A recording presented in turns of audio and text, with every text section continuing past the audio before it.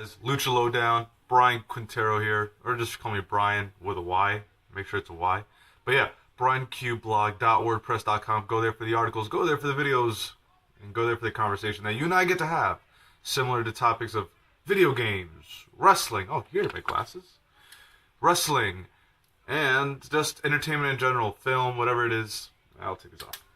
Anyway, so Monday Night Raw tonight. It was pretty alright. It was pretty good. Typical. This is what we get. It's filler episodes, right? Because Extreme Rules is 2 weeks away, and there's really not a lot going into Extreme Rules that we can just spring up. So the only new match given for Extreme Rules right now is the Rusev versus R-Truth and Xavier Woods. So we'll get to see Rusev squash some dudes, which is pretty cool. He's a pretty cool guy. He's nice and big. Lana's hot as shit. She's really good looking, so any excuse for her to be on camera, I'm alright with. And besides that, no real advancement in storyline purposes, although we do know Kane and Daniel Bryan will be fighting for the championship at Extreme Rules. We don't know yet if it's a no DQ match, which I think it will be given tonight's, the way it opened. Kane came out and just beat the shit out of Daniel Bryan, pardon the language, but he really did. 3 tombstones, and just utterly destroyed him. The question I get out of this, and I don't know if you guys have it, if you guys do, let me know. If you guys think I'm full of S, let me know. But it's, Daniel Bryan is now the champion. He's beaten 3 top guys. He's beaten John Cena. He shouldn't be the underdog anymore. And I get it that his size and the way he looks lends itself to be that way. But I think, and again, I'm just a guy, I'm just a fan. I want to know what's going to happen when he starts winning against top dudes. Is he still going to be played as that underdog? Or is they going to give him some way or somehow to be sort of like when he was a heel? When he was a heel, he was winning, and nobody really viewed him as an underdog. Really, really. Unlike when he went against Big Show and Mark Henry, yes. But when he was fighting with Sheamus, they were both barely, like, you could see Daniel Bryan beating this guy because he was doing it before. So he's got the makeup of doing it. I don't know if they really believe that he can be a guy that cannot be an underdog. The guy that's a proven champion. We'll see as time goes by, but I highly doubt he's losing the belt to Kane. And there's that match. The next match below it would be the Shield versus Evolution. Triple H, Batista, and Randy Orton back together without Ric Flair. No Ric Flair appearance. You gotta figure it's gonna happen one day, but we'll see. But Evolution came out. Pretty much just stating that, yeah, you guys beat us up, but, fair match, we're going to beat your asses. Yeah, you guys are old, you guys are, whatever. I like it, I dug it, I dig the Shield. They made a good point with saying that Evolution has been separated for a while, and just because they came back together doesn't mean they're imposing. That once the time gets tougher, once they get pushed, they're going to start separating. So we'll see how that happens, we'll see how that plays out. We need to see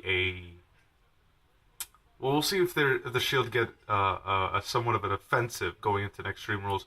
Unlike Daniel Bryan, the Shield look like they can pretty much handle themselves, and we've seen it. So it's not like they need to get beat up every week, which they didn't do this week. And if you stayed tuned, actually no, you had to check it on the network. If you saw on the network, at the end of the show, and this goes into the third match I wanted to talk about, the Wyatts versus John Cena. At the end of the show, after USA cut it, if you went on the network, it showed the Shield coming in and saving John Cena from the Wyatts. Maybe another storyline feud, who knows? But it's good to know that the Wyatts and Shield are still kind of in that kind of circle of, we'll still be able to see some stories out of them, because they can make some money out of that storyline right there. And you got to figure SummerSlam, maybe a whole nother Shield Wyatt thing maybe, but talks are saying that Roman Reigns versus Triple H. We don't know, and who knows? But all I know is that Extreme Rules could be good. It could be really good. But the match that stands out is obviously Evolution versus the Shield. Then you got the Bray Wyatt versus John Cena Steel Cage match. I want to see it. At the same time, I don't know how I feel about it. I'm thinking Wyatt comes out with a win. And I'll go through, before Extreme Rules, I'll do a little prediction. Maybe I'll have some production in it besides just me talking. I know it's not that entertaining. But maybe I'll have some sort of prediction video, Wyatt going against Cena, and why I think Wyatt will win eventually. Because like we saw with Daniel Bryan versus Bray Wyatt in a steel cage. The Wyatt family still tries to get in, and so maybe they'll do the same thing where they're gonna scale the cage and John Cena bumps them both off, and then he's got Wyatt all alone. But I don't see Wyatt losing 2 steel cage matches. Nah, I don't see that. But we'll see what happens, man. I'm digging it. I dig the whole Bray Wyatt angle, and I'm kind of confused. I don't know if you guys can clarify this for me and what you thought on this, but the whole when Bray Wyatt sings "The Whole World in Your Hands," that song, I think he's talking about John Cena with that one. But then John Cena talks about Bray Wyatt with that one, so it's signifying like there's double meaning. John Cena thinks that Bray Wyatt's got control of everything, and Bray Wyatt thinks John Cena's got control of everything. I don't, it's kind of confusing, but it works on both ways, right? John Cena, this man who's been running the thing for 10 years, has the fans in the palm of his hand, and he's had, virtually everything given to him. I doubt that's the way it happened, but he has been the guy. Give me a second. Yeah, he's been the guy. And then Bray Wyatt now, who, when he comes out, he's got people singing the song, chanting it for Bray Wyatt instead of Cena. And this is like the first time, I think besides, well, no. Usually the top dudes who go against Cena, like the real top dudes, and I'm talking CM Punk, Daniel Bryan, and Bray Wyatt, they chant their names other than Cena sucks, let's go Cena, Cena sucks, let's go Cena. That's just a John Cena chant. But when he goes against these guys who are really good, the crowd chants their name. And their chants, essentially. So like, when Wyatt was going against Cena in, I think, WrestleMania, there were chants that Wyatt's gonna get you, or Wyatt's gonna kill you. And then they chanted a song, stuff like that. So it's really cool to see the fans really embrace other characters and see the future. I'm thinking about writing an article about Bray Wyatt becoming, and this is a stretch, but becoming the new Undertaker type figure. And what I mean by that is a guy that's established.